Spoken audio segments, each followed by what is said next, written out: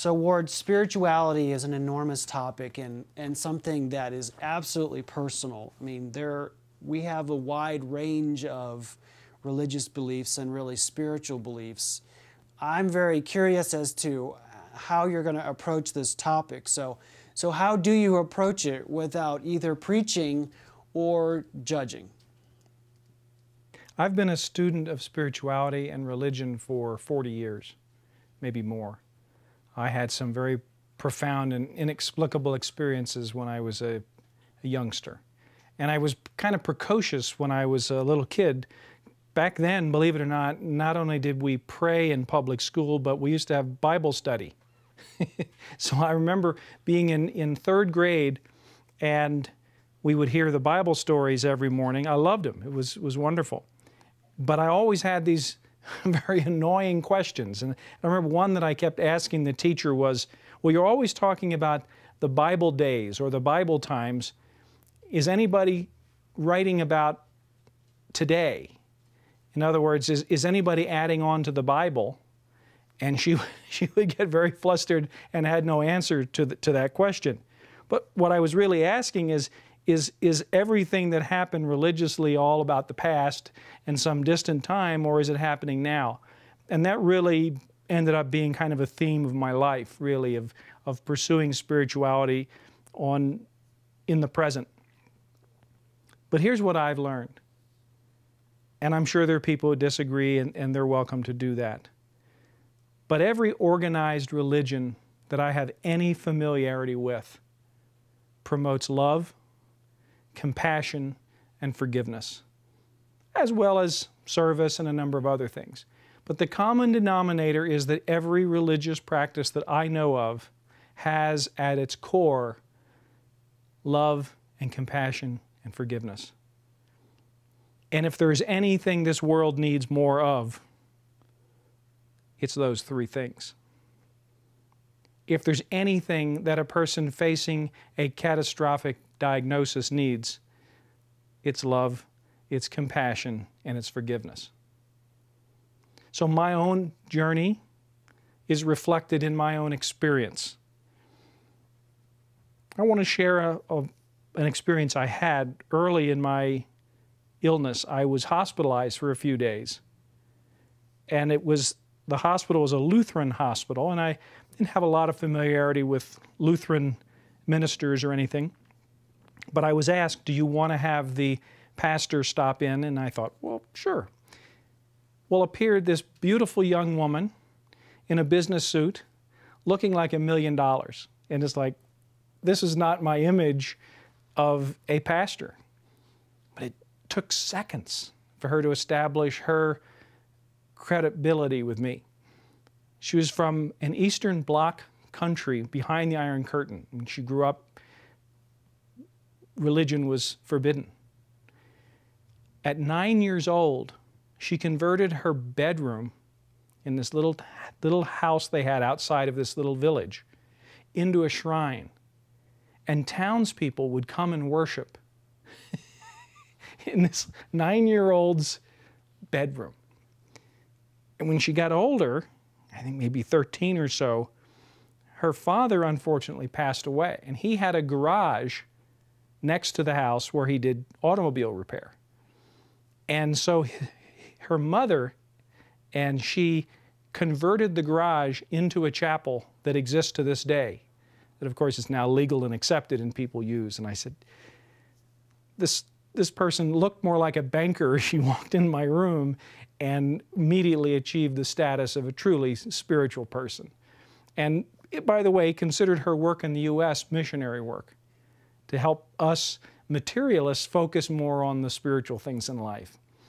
And at that time, I was having trouble letting go of guilt feelings, and I was carrying a lot of baggage. And we're not necessarily talking about big things. I had worked through some of the big issues in my life. These were things like almost like embarrassing things from childhood that I just couldn't let go of. How could I have done that? Or, how could I have said that to this person? And I couldn't forgive myself. And so I said, I'm having trouble forgiving myself. and letting go of these things. And some of them were more serious. I don't want to play that down. I mean, we all have our baggage, and we all have skeletons in our closet. And she says, well, I think I can help you with that if you be willing to pray with me. And we had a nice little prayer, and she says, now look, all I want you to do is I want you to think about, I don't want you to share it with me, but I want you to think about the worst thing on this list, these things that are unforgivable. And I want you to hold a strong image of that in your mind for a moment. And I want you to ask yourself the question, could you forgive someone else in the same circumstance? It was like instantaneous. It was just this burden just lifted like a fog. And it was like, duh. This simple idea of that I could forgive someone else and understand their immaturity, their life story, and what led them to this behavior. But I struggled to do that and give myself that room. To me, that's a great illustration of how a truly spiritual person operating within a structured religion can provide profound support and help for those of us who are struggling through a completely new period in our life. Anything that promotes love and compassion and forgiveness, to me, is an asset to improving our quality of life. I can tell you that since that event, lifting that sense of shame and embarrassment and guilt that I was carrying around, by taking that burden away, I have improved my quality of life since that day. That's very real. I can't put it in a test tube. I can't measure it objectively, but it means a lot to me. That, to me, makes anything we do in that realm valuable and absolutely germane to the discussion. I think, however, that it's naive to assume that every person and group within any given spiritual discipline or religion is automatically benign and good. We live in a very strange world full of polarities. And so it behooves us as individuals to take a look occasionally at not only our circumstances of physical health and emotional health, our heart and our mind, but also our spirituality. And the question I would suggest you ask of yourself is, does your spiritual path support you? Because if it's in the way, if it's bringing pain and shame and anger and hatred, whatever, any of those negative associations into your life, you don't have time for that at this time in your life. It's time to look at that again, and I'm not saying abandon your path, I'm saying mid-course correction. Maybe there's another way to go about it. Maybe there's someone you can talk to and get counseling and choose a slightly different trajectory that will bring you closer to that love, that compassion, and that forgiveness. To me, my spiritual path has given me reason to live when there have been moments of darkness and doubt. I call those moments the valley of the shadow of death, after the psalm. I can also tell you that one of the greatest gifts I've received during this entire journey have been the well wishes, the good thoughts, and the very deliberate prayers of faceless, nameless people that have been willing to, on behalf of a friend of a friend of a friend sometimes, to pray for me. I can't explain it, won't try, but I can tell you there have been times when I've been in that valley of that shadow of death and felt something there that felt like a gentle breeze was lifting me, lifting at least my spirit. The reality of that, the proof of that, irrelevant. I wish you luck finding that peace and that love, that compassion, and that forgiveness on your path.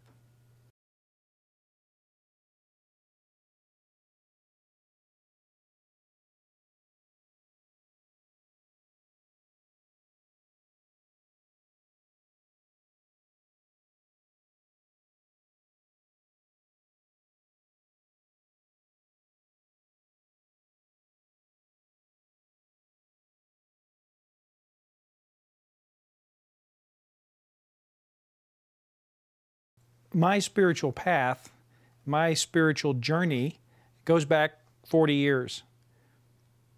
And it's rich with experience, but I have nothing to preach about.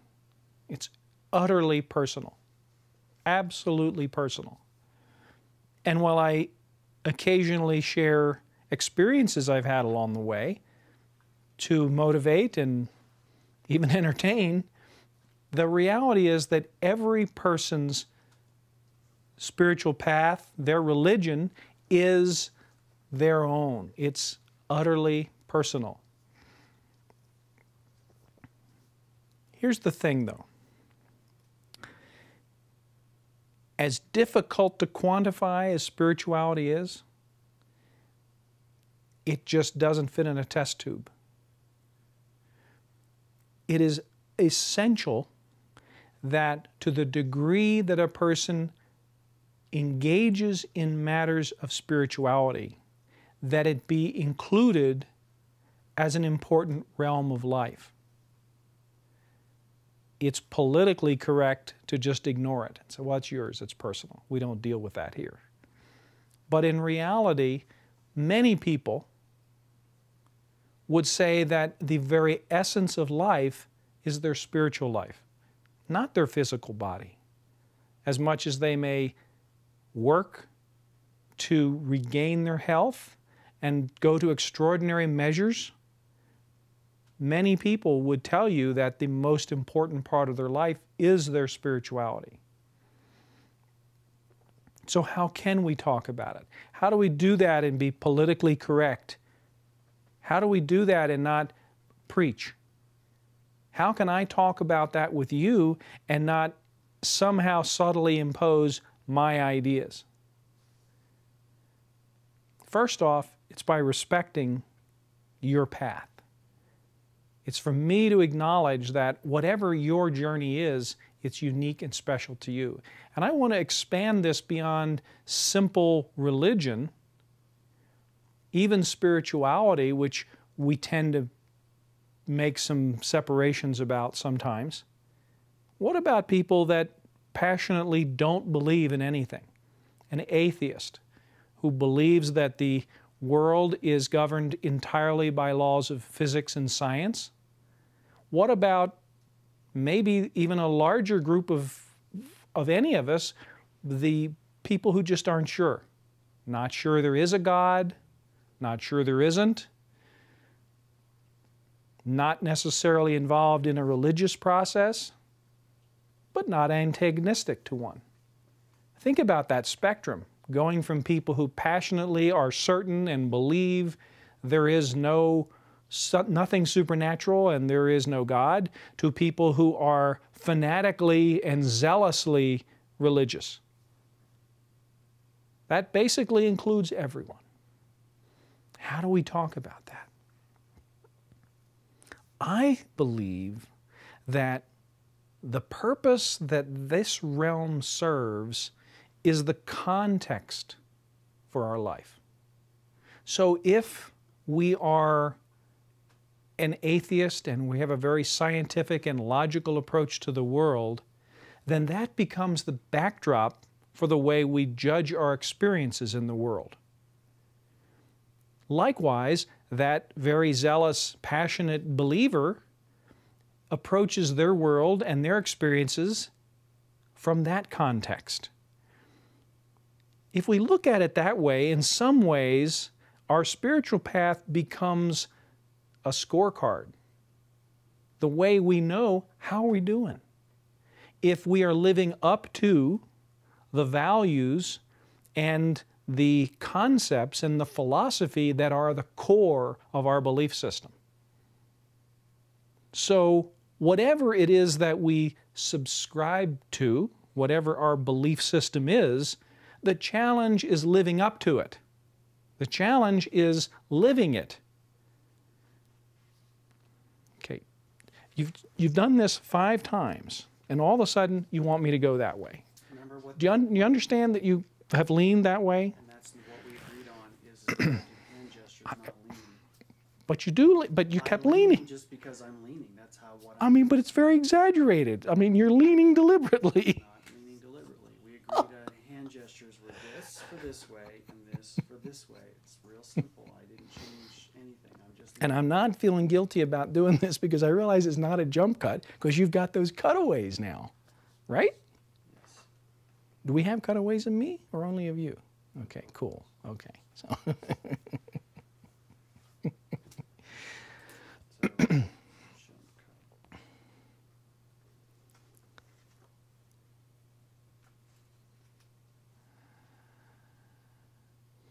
So if this scorecard is the backdrop of our life and it's the way we can measure how we're doing, then I think you can see why it's so critical to our overall quality of life. And it is very much a part of this conversation for this program.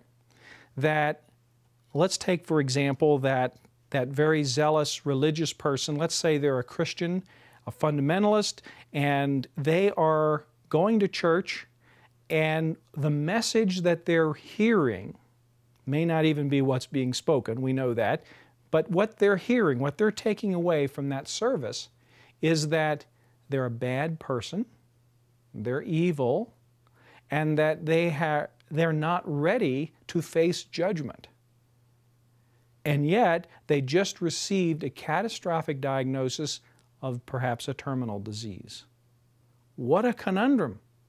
This person now is facing death with a belief system, a scorecard that basically says, you're not ready to meet Jesus.